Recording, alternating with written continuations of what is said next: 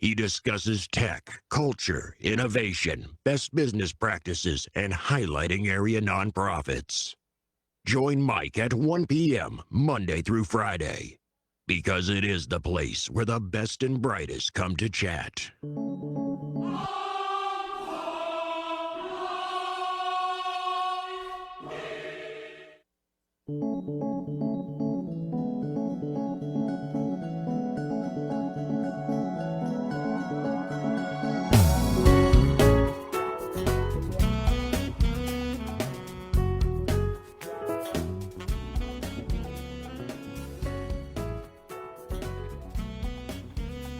Ladies and gentlemen, welcome back to On the Mic with Mike, the premier daily social enterprise business show in the Richmond area. I'm your host, Mike King, and I appreciate you being here with me. The views expressed here are mine, have no connection to, support of, or agreement with any other host, information, or ads on the station. I don't work for the station. I'm just appreciative that my show airs here on a daily basis so I can bring the information to you.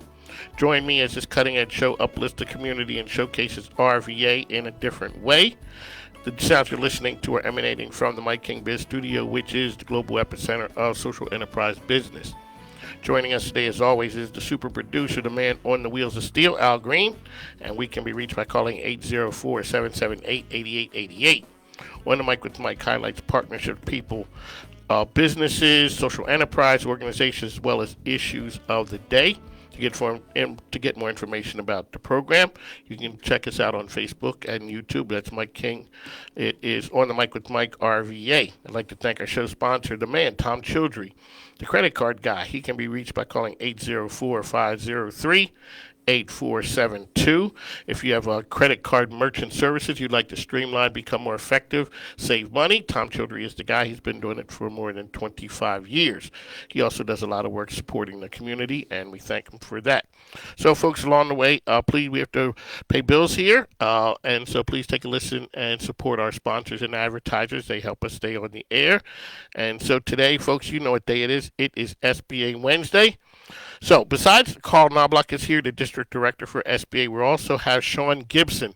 This is going to be an outstanding show. So we have SBA. Sean Gibson is the director for the Josh Gibson Foundation of the Negro Leagues.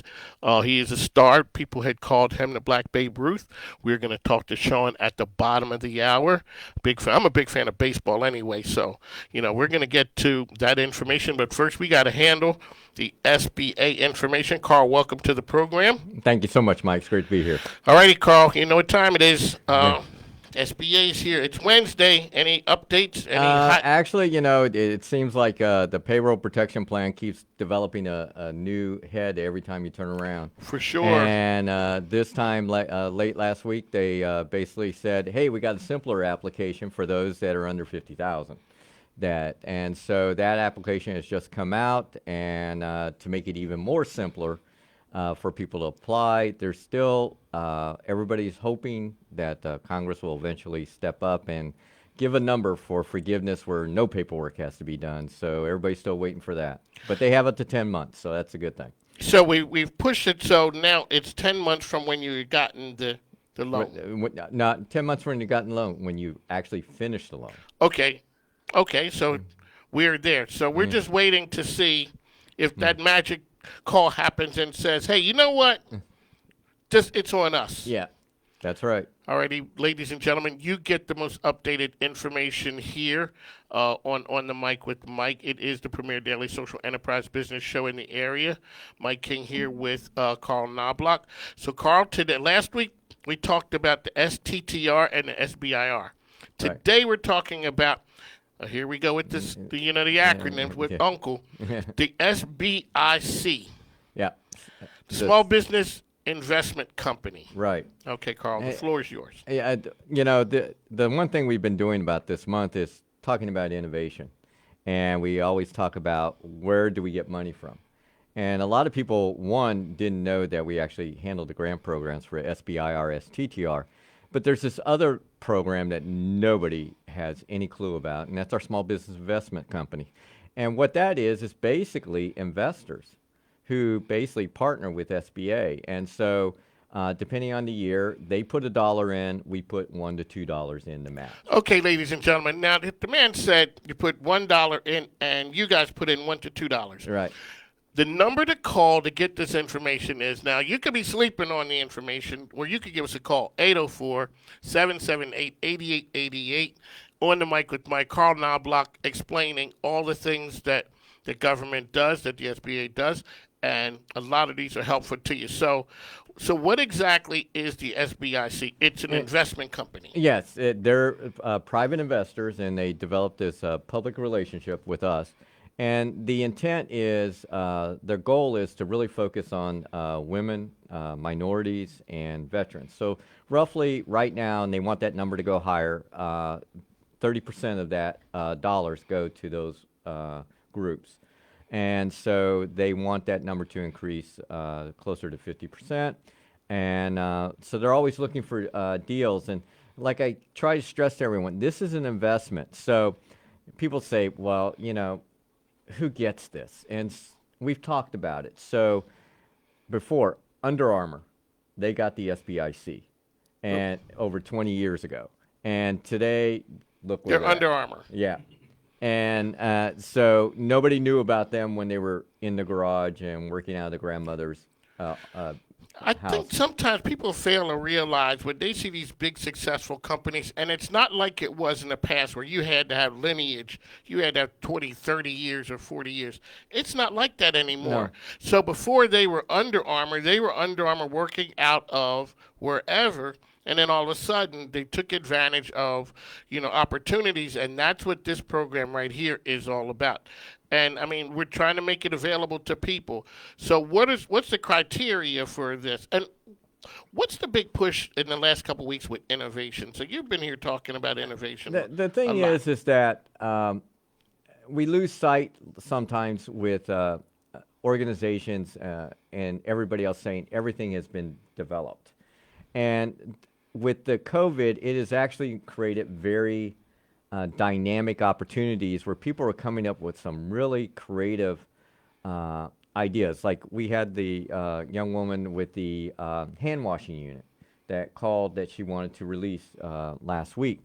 And what the amazing thing was, I can take that into the public schools to teach how to properly hand wash. And there it is. It's basically what is in demand at this point in time.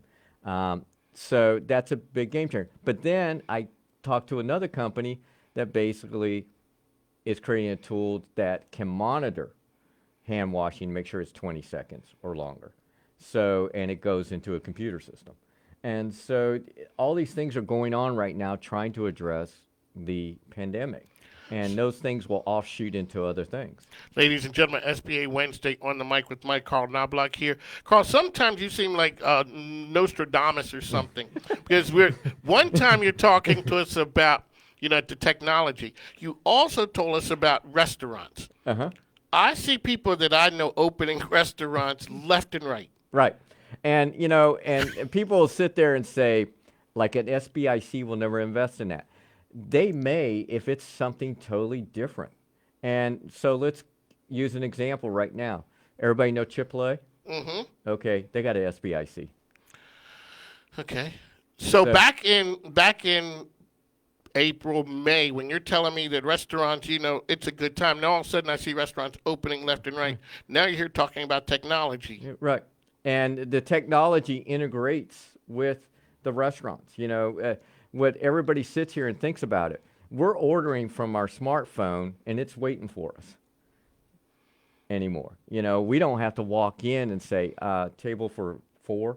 It's, oh, yeah, we have you already set up because you've already logged yourself in. And the pandemic has driven that even further because only so many people can be in the restaurant. Ladies and gentlemen, if you have questions for Carl, 804-778-8888. So SBA, once again, is the guarantor for this right here. And what's unique about this is the investment can go 3 different ways. Typically, the investor basically takes a percentage of the company. That's kind of how it operates. Okay. But with this one, it's kind of unique because it can take part of the company, or it can make it just debt, like a regular bank loan, or it can actually do a debt investment. So it can be a combination of hybrid. So it's very flexible depending on the type business it is. And the benefits of this one I see, it's rapid fund deployment. It's always good when you're the big day was when they said you're going to get the loan. Yeah. The next big day really is the day when the money show up. Yeah. And so they said with this one it's very quick. Yeah, it is, because what you're doing before you're even really considered, you have to basically send a half-page document just saying, what do you got? A half page? Just a half page, because it's basically saying, do you really know what you want? And if you do, you'll get considered further. And then they will evaluate. Carl, I could do a half page. I could really, ladies and gentlemen, think about what you could do to get started in there. A half a page of your business idea. Yeah, and if it has potential, especially for double-digit growth, it's going to be looked at. What's the criteria do with that one to get approved once we start going down the road? Well, the big thing is that's the first hurdle, because if it's not there, then they basically send it back and say you're not there yet. So work with the resource partners of SBA to kind of try to assist you with their different programs to move it forward if you want to do that. The other thing is that if you do make it over that round, it becomes, what do you think you're going to grow? It's kind of like, do you really know who that target audience is that's going to take you? So let's use the example, and we talk about the SBIC again, is today yesterday basically, Apple released their new phone line, correct? Mm-hmm. And here it is, and there's really nothing outstanding about it except they do some 5G stuff, but it's still not quite there. The demand's not big enough. But the thing is, Apple started with the SBIC. Okay. So this is a resource that people can have to use to really help them get off the ground. Yep. Half a page to give them your idea. They come back and say yay or nay. That's you're not right. ready. Yeah, and if you're not ready, then that's kind of saying, okay, you don't have the potential to grow. You do, but you really need to clean it up because you got to get more firm with your storyline. Mike, you've encountered this on a continuous basis throughout your career where people come and try to talk to you about something, and you're just saying, get to the point. Yes. And if you can get to the point, you can close deals. But if you can't get to the point, people just move on. So when they come back with the response, they give you an idea of you can keep trying or you need to move on from this idea. Yeah, well, and some, with that, some people just have the tenacity. They work around it. And I commend them for that because they find a way to make it happen. And that's kind of the neat thing about this. It's not to say, no, you have no chance. It's just this group doesn't really want you. And the thing is, what a lot of people do, they go say just investors. Remember, investors focus on markets. And you got to go to the right investor for the right market. So a restaurant going to somebody that focuses in technology is really a waste of time, pretty much. They need to find the connection that sits there and says, I like those particular markets. And that's kind of what SBA helps with this half page. It kind of looks through its portfolio to see if there's investors that are really interested in that. How about the credit aspect? Let's talk a little bit about which. Credit's not an aspect with investors. Investors are looking at it, can it be a game changer? If it is, we're willing to take the risk. You think about Under Armour. Why did Under Armour come up? It was basically a high school student that was an athlete, and he was tired of having sweaty clothes, so sweaty because it was cotton. So he creates a fabric out of polyester, and this is where he is today. It's just because he wanted to have drier uniform. That's true. Ladies and gentlemen, SBA Wednesday, Carl Knobloch here with us. The time is 1:21. We have to go away for a minute. We shall be back in just a little bit. Thanks now.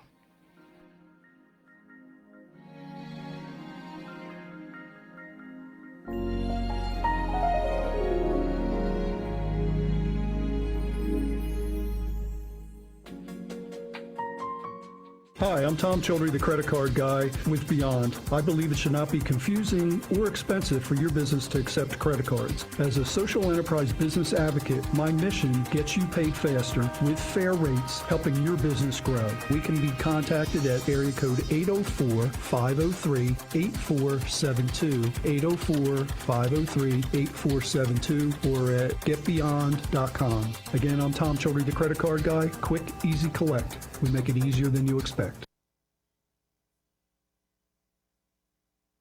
Hi everyone, it's Pavi Leitner, the CEO and founder of Finlit and your family's certified financial educator, dedicated to the financial success of you and your family. Are you not sure where to start with your finances? Or are you looking to sign your middle schooler up for our virtual camp? Book us at www.finlitva.com. That is www.finlitva.com.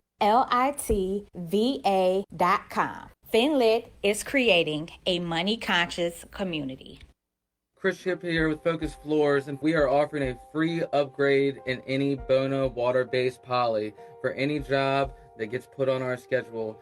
You can reach us at focushardwoodflooring.com or just check us out on Facebook or Instagram. Facebook, Focus Floors 804, Instagram 80 Floors. Thank you.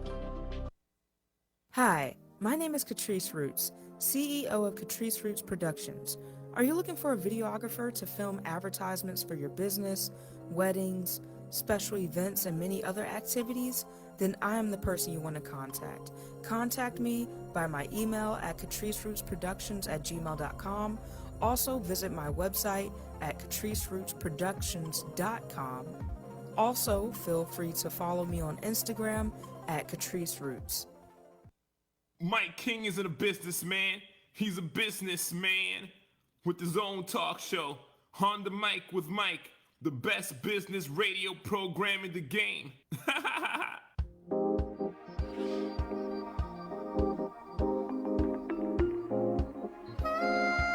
Ladies and gentlemen, welcome back to On the Mic with Mike, the premier daily social business enterprise show here in Richmond area on WJFN Radio, 100.5, 92.7 FM, 820 AM, SBA Wednesday. So, hey, ladies and gentlemen, we bring you all the information as far as SBA goes. So now we're here talking SBIC, SBA, all kind of acronyms, STTR, SBIR. But you know what we have? We got Carl Knobloch here who can tell us all about what exactly those things mean. Mm-hmm. And what they mean is they're able to help your business. So, Carl, let's talk a little bit about the application process with the SBIC. Yeah, I mean, the thing is that you submit that half page. To get that, to see whether there's value. As we say, get to the point, tell us your storyline, and can it potentially have opportunity. If you make it through that round, then it's, okay, more in depth. Okay, we want more information to determine whether this is something investors really want to step up into. And what a lot of people don't realize, there are several banking institutions that basically have a arm that's investing, and they are part of this. And why is that important? Because they also use this tool to count towards their CRAs, their credit, community relations.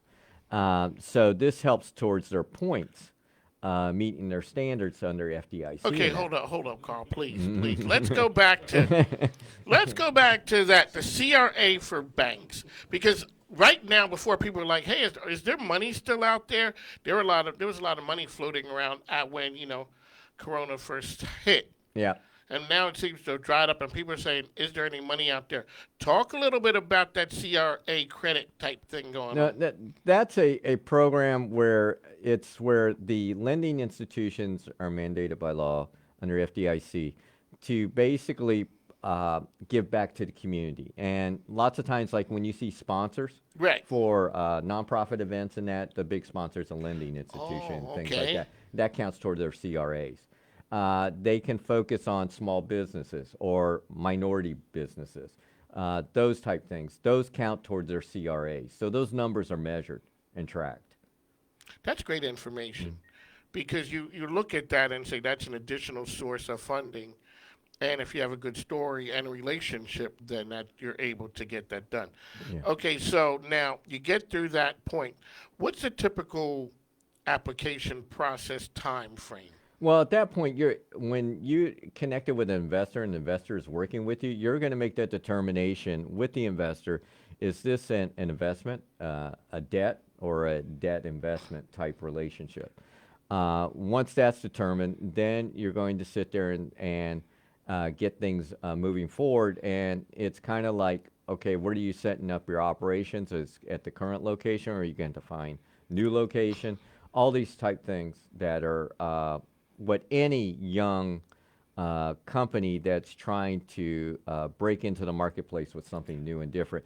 And people say, oh, these are just all innovative new things. And I'm thinking, no, it's not. I mean, AAA, it's food.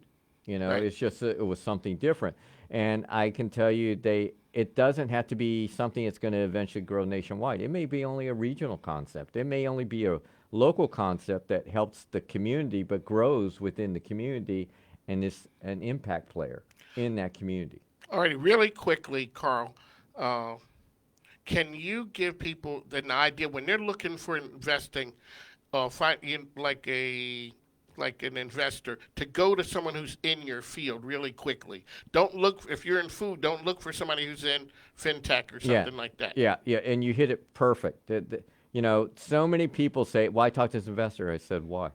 You know, they don't even do that in their portfolio. So it's like you just talk to someone that's going to give you no return.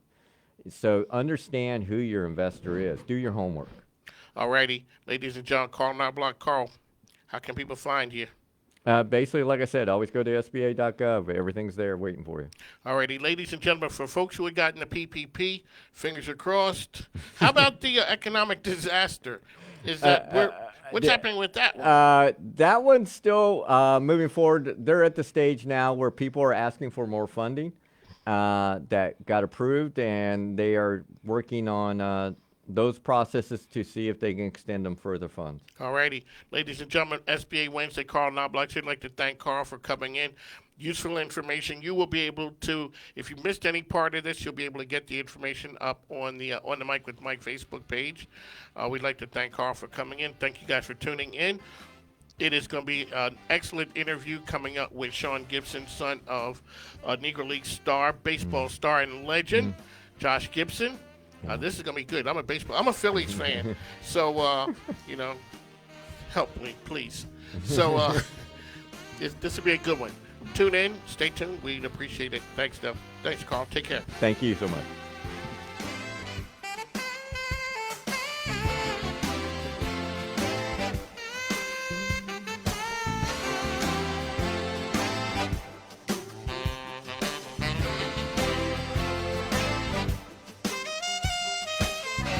There's a news star in Virginia, thevirginiastar.com. Finally, there's a newspaper in Virginia that delivers the unfiltered truth on politics and information you need to know. I love it. It's about time. Man, it's great. I read it every morning. Thevirginiastar.com. Unbiased. No slant, just facts. Thevirginiastar.com. It's not the mainstream media, it's the truth stream media. So if you're tired of fake news, get real news now. Thevirginiastar.com.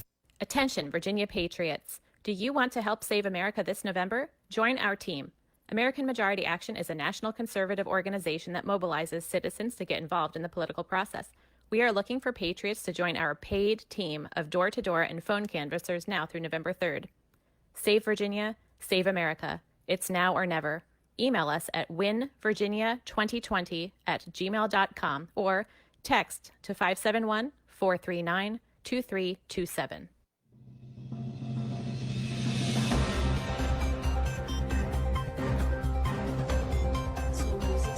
Happy Hump Day. I'm Kiera Johnson with your WJFN 100.5 FM weather report brought to you by Dominion Energy. Richmond, sunshine, high 74. Tonight, clear skies, low 51. Charlottesville, plentiful sunshine, high around 75. Tonight, clear skies, low 52. Fredericksburg, partly cloudy skies, high near 75. Tonight, low 53 and clear skies. This has been your weather report. Please visit dominionenergy.com. Kiara Johnson, WJFN 100.5 FM.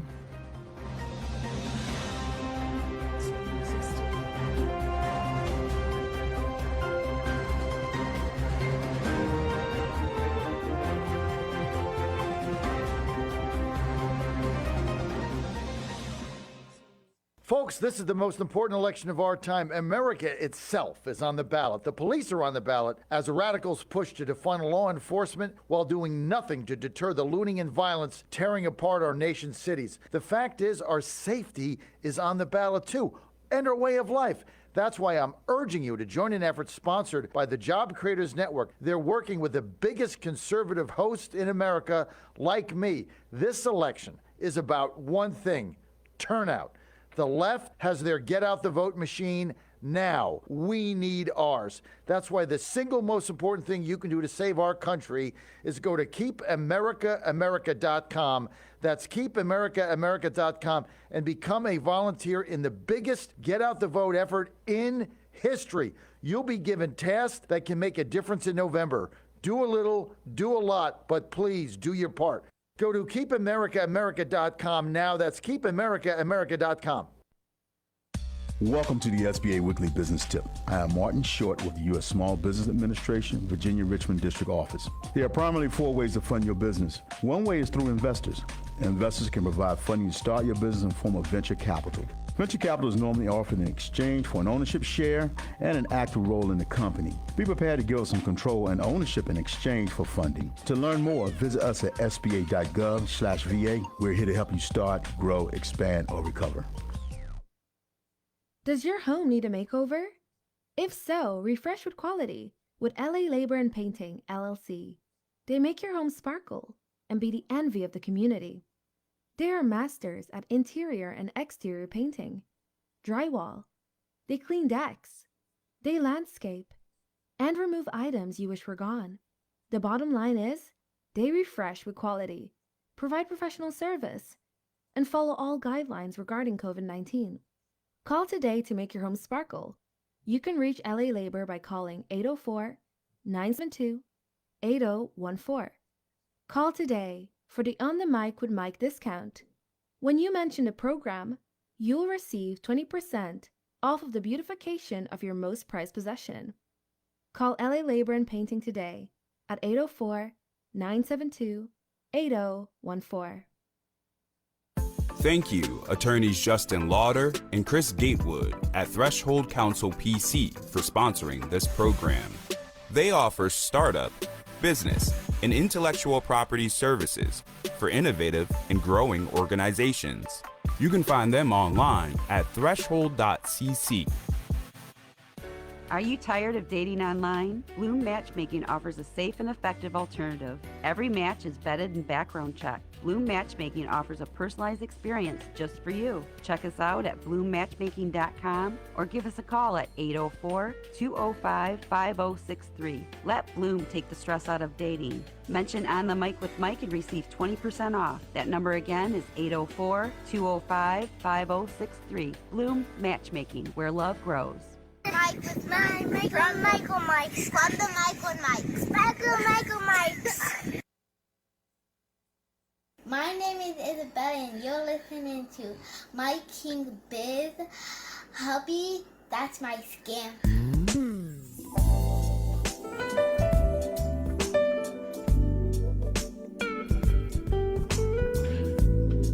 Ladies and gentlemen, welcome back to On the Mic with Mike. It is the premier daily social business enterprise show in the area. We're in Richmond, Virginia. I'd like to thank you for tuning in daily 1 to 2 p.m. WJFN Radio 100.7, 100.5, 92.7, 820 a.m. I'm your host, Mike King.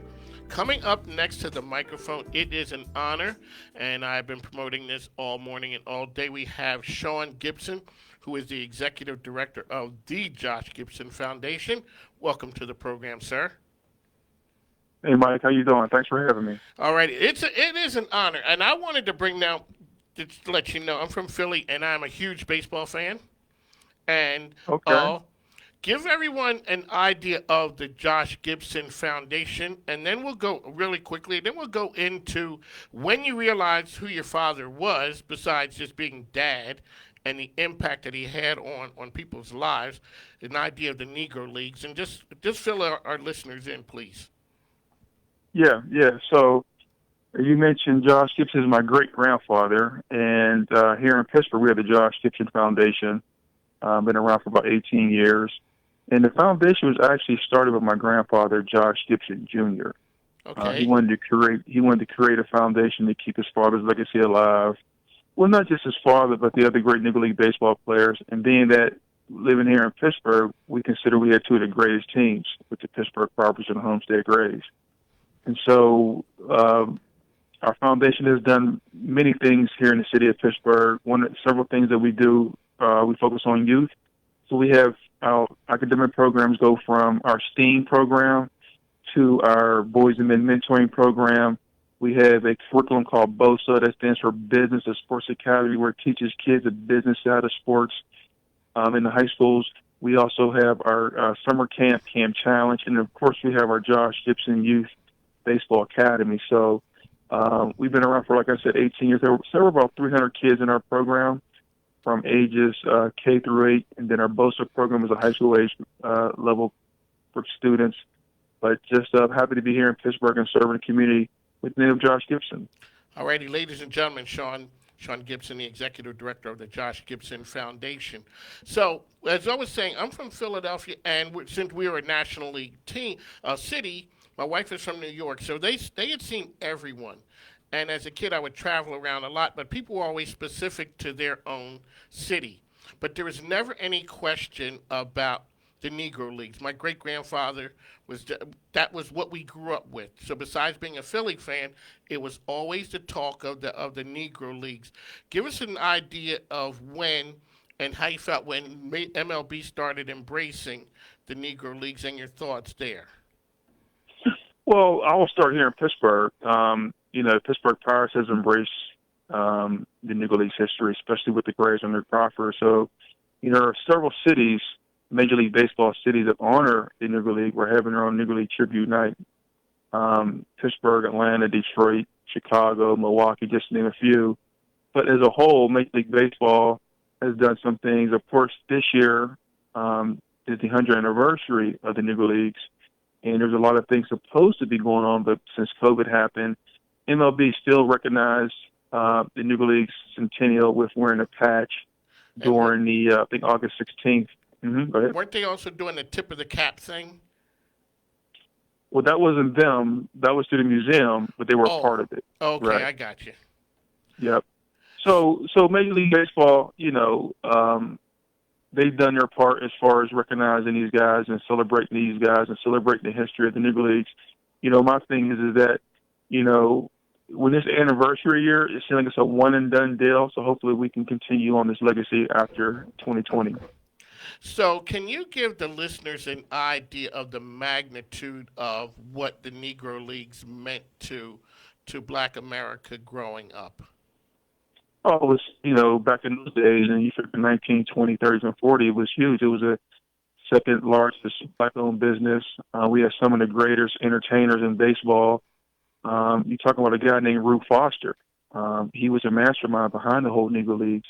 He was the one who actually founded the Negro League. So, I always say, if it wasn't for Rube Foster, it may not have been a Josh Gibson or Satchel Paige or Bull Papa Bell.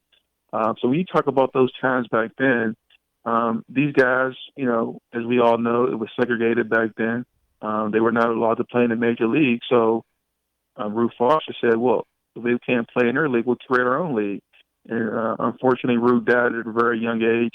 Early on in the Negro Leagues when it started. And then Gus Greenlee, who owned the Pittsburgh Crawfords, got involved and came with the Negro National League. So these guys, I always say they were before their time businessmen. They were very smart, very ambitious, very well respecting the communities. And these guys wanted our guys to play baseball.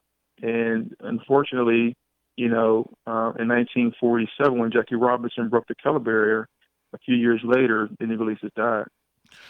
Yes, it did. And so the idea that people thought that Jackie Robinson was the player to go because he was the best player.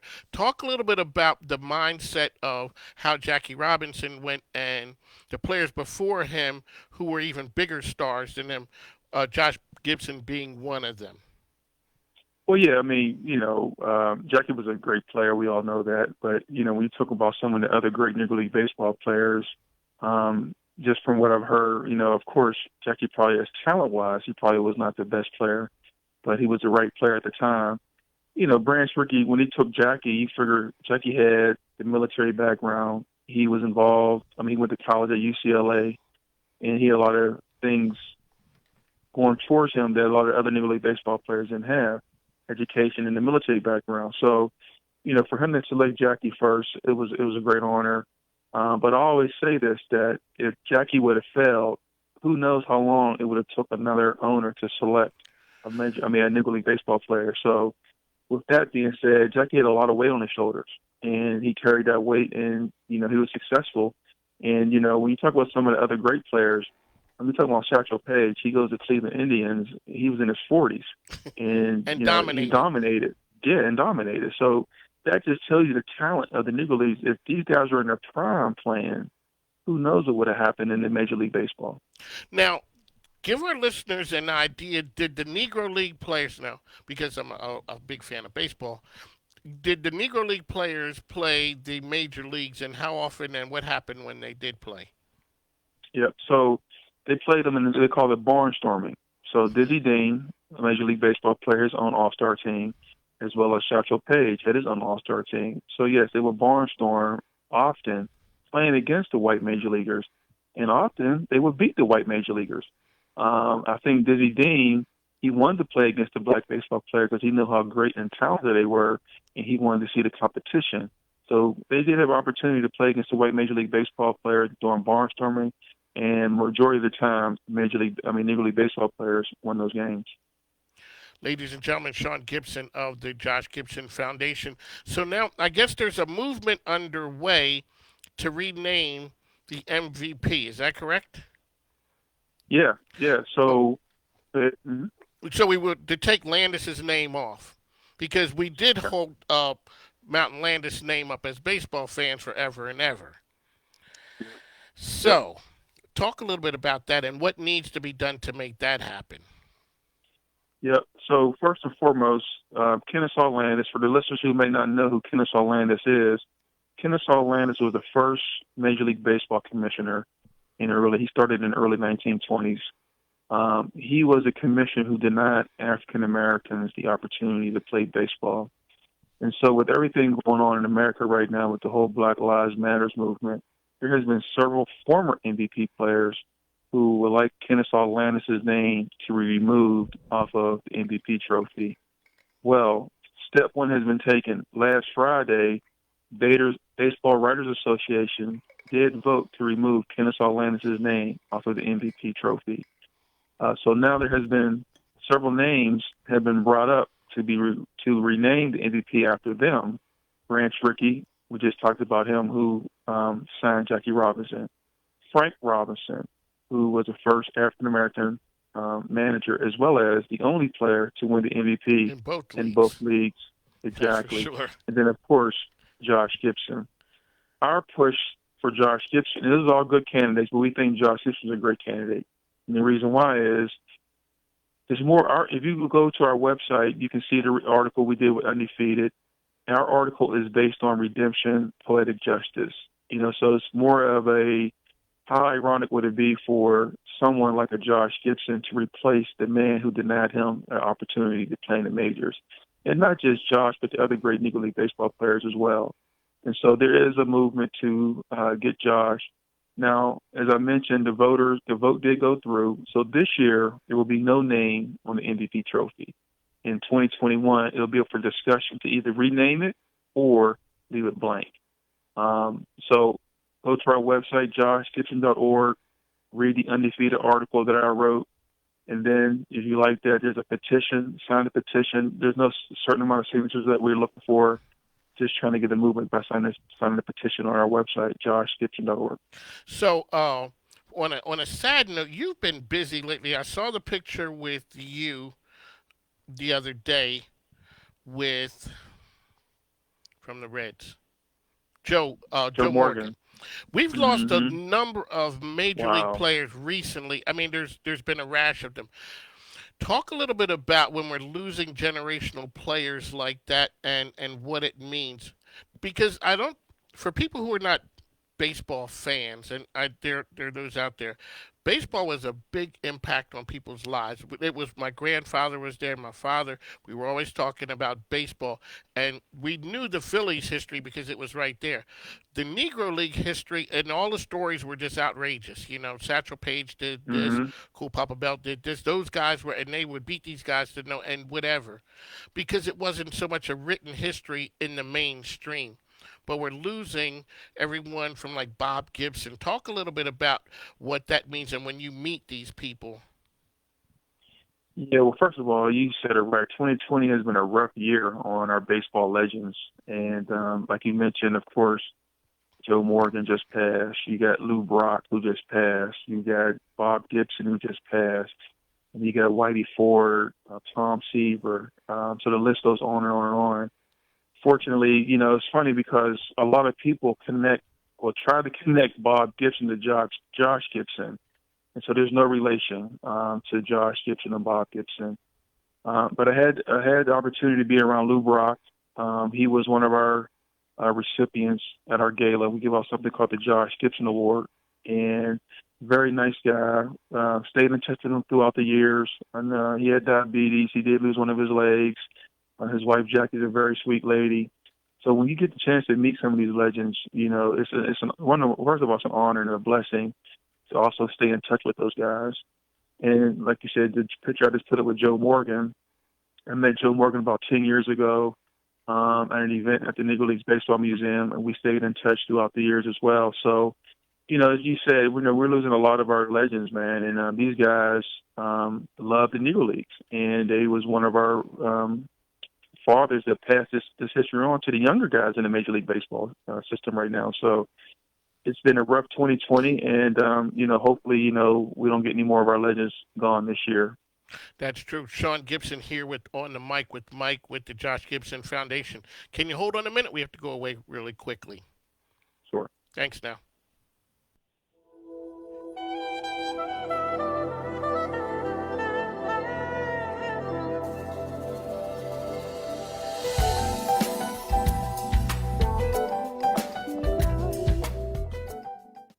Hi, Chef Michelle here of Ma Michelle's Cafe, home of the Soul Rolls, located at 10811 Whole Street Road. Give us a call at 804-912-1644 or order online at mamichelle's.com. Ask about our off-site catering options as well as our online ordering through Grubhub, Uber Eats, and DoorDash. Follow us on all social media at Ma Michelle's Cafe. That's Ma Michelle's, Soul south of the James. Mention Mike on the mic and get a free dessert on us. Special rules apply. Before and after the salon has been active in the Richmond, Virginia community, providing hairstyling services for over 10 years. Before and After is located in downtown Richmond at 1917 West Carey Street.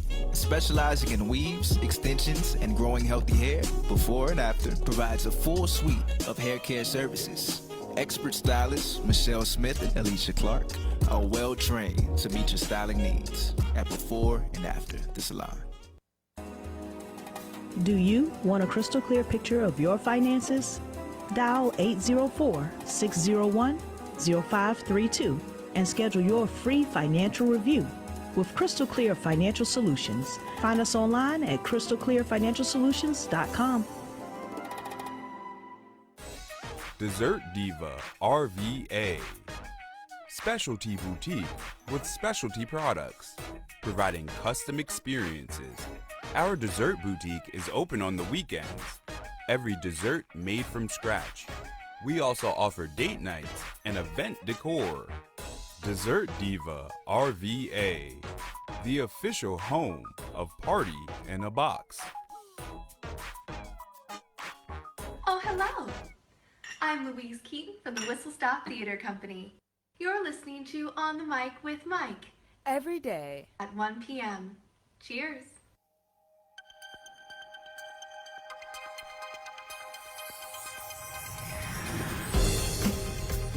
Welcome back to On the Mic with Mike. It is the premier daily social business enterprise show in the Richmond area. I'm your host, Mike King, and I appreciate you being here. It is around lunchtime, ladies and gentlemen. I always talk about my friends out at Charles Kitchen, out at 9127 West Broad Street. The number out there is 270-6340. Hey, ladies and gentlemen, they have some curry chicken. They got the curry chicken bowls that are outstanding. They have a large chicken stew. It's stewed tomatoes, carrots, peppers, yucca, and it's a tomato-based gravy. You will be a hero when you bring Charles Kitchen home to the family. So make sure they have vegetarian and vegan platters as well. Their side dishes and desserts are outstanding. When you go out there, tell them you'll see Chef Charles. Tell him Mike King sent you. 9127 West Broad Street, Richmond, 270-6340. Back with us, we have Josh Gibson of the Josh Gibson Foundation. Josh, let me ask you, how did Pittsburgh end up with two teams? Yeah, that's a great question. Well, the Homestead Grays was the original team, which the first team, I should say, which is owned by Cumberland Posey. Cumberland Posey, was the owner, is the only man in the Hall of Fame. He's in the Basketball Hall of Fame, and he's in Major League Baseball Hall of Fame. Really? Yep. Yes, he is. And so, and he was the first African American to go to the University of Penn State. He was a fair-skinned man. He could pass for white, and he actually passed for white to go to Penn State. So, a millionaire, black-owned businessman, very wealthy, owned the Homestead Grays. And then the second team was the Pittsburgh Proppers, who came later, which is owned by Gus Greenlee. Gus Greenlee's story was, he owned a nightclub, and he was a numbers man, very well liked in the community. He was the bank for some African Americans who could not get a loan at some of the banks. He was the bank. And, his Propper Grub was very known and very famous because all the famous entertainers as well as jazz entertainers would come to his place to perform. And so he owned the Pittsburgh Proppers, and he was the first guy to put up lights at his stadium in the Hill District, the city of Pittsburgh. So we was blessed to have two teams, and, the great thing was that Josh played for both of them. He started off with the Sandlock Proppers. He played for the Grays, and he went back to the Proppers. And so the 1935-36 Propper team is considered one of the greatest baseball teams ever. They had 5 Hall of Famers on that team: Satchel Paige, Cool Papa Bell, Oscar Charleston, Judy Johnson, and of course Josh Gibson. And then the Homestead Grays won 9 pennants in a row from 1937 to 1945. You're talking about some great baseball right here in the city of Pittsburgh. That is true. At the height of the Negro Leagues, how many teams were there? At the height, I would say 30-something teams at the height. So, yeah, there was, it was several leagues, but at the height, I'd probably say 30-some teams. And once Jackie Robinson went to MLB, how long did it take before the league totally folded? Yeah, some people say around 1950. The Negroes were still going, but it was more, like you said, it was more sandlot and semi-pro, I should say. But around 1950 is when it actually folded. But there are some guys that play a little longer with the semi-pro. Alrighty, and some of the names of the teams were different. I had a jacket back in maybe the 80s or the 90s of the Black Crackers. Mm-hmm. That jacket caused more conversation. And when people were just like, what is that jacket that says the Black Crackers? Yep, that was the Atlanta Black Crackers. And yeah, you're not the first person I heard that from. And when people hear that name, Black Crackers, I think people think it was a racist name because one, we say when we use the word cracker, you know what that means. So we put Black Cracker in front of it. But again, you talking about the 1920s and 30s. Evidently, the owner of the team was African American. He named it the Black Crackers. I don't think back then it was a racist name as it is compared to now. So when people see that now, they say the Black Cracker. They may take offense to that. Yes, and there were a number of times that my wife finally was just like, "You really should stop wearing that jacket." I mean, it was a cool jacket, and so it did cause a lot of conversation. So these were really big businesses. They're not really big businesses, but they were innovative businesses to make it during some really tough times. Talk a little bit about, from an institutional standpoint, what it meant to communities. Oh man, it was a big business. I mean, you're looking at some of these. Not only was it a big business for African Americans, it was a big business for the white owners. And the reason why I say that is because, they needed a place to play. So the Homestead Grays also played in Griffin Stadium in Washington D.C. Oh. So of course that's owned by a white gentleman, and so the white owners needed the Negro Leagues just as much as they needed their teams to play. I mean, the Senators back in those days were terrible. So when the Homestead Grays came to Washington, D.C., and they were playing Griffin Stadium, they drew more fans than the Senators did. So not only was it a big business for African Americans, it was a big business for the white Major League owners. But getting back to how the impact was for African Americans, it was huge. I mean, like I mentioned, we have pictures where you will see Forest Field packed with fans, and then they all go to the Crawford Grill. So you have fans coming from a baseball game, then you're going into the black community to patronize an ownership of a bar where you're eating, drinking, you're buying memorabilia, you're buying items. So it was a big business back then. I mean, yes, it was a big business, and African Americans did very well back then. Well, that's true. Well, we'd like to thank you for giving us a call today. It was a great time because I understood, I learned some things today that I didn't know before. So how can people find out information about the Josh Gibson Foundation? Yep. So you just go to our website, which is joshgibson.org. Our social media page, Facebook and Instagram, which is Josh Gibson. And our Twitter is Josh Gibson _1911. All right, I'd like to thank you. So if you have any other information, please stay in touch. You're a friend of the program now, and we'll do all we can to help get the word out. I appreciate your time, and I appreciate you having me on here. We'll definitely stay in touch. All righty, ladies and gentlemen, Sean Gibson of the Josh Gibson Foundation. I'd like to thank him. It has been SBA Wednesday. The time is 1:59 on the mic with Mike. As I said, next week we're going to 2 hours, 1 to 3 FM. They gave me a microphone 2 hours a day. We're going to have some great guests. We're going to a little bit across the board. Yesterday we had a tarot card reader and a politician who's also an adult entertainment owner. Today we followed that up with the Josh Gibson Foundation. Tomorrow we're going to have Holly Bird Miller talking about makeup, as well as Aaron Fry from Culture Works. On the mic with Mike, where the game changers come to meet. Let's take care of each other. This corona thing is serious. Shout out to the caregivers and my wife out there. As soon as it's over, we're going, I'm on my way home. As I said, this is the place where the game changers come to meet. On the mic with Mike, WJFN Radio, 100.5, 92.7, 820 AM.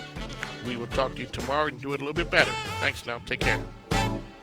You're listening to WJFN Goochland, WJFN Chester, 100.5 FM, 92.7 FM, and AM 820.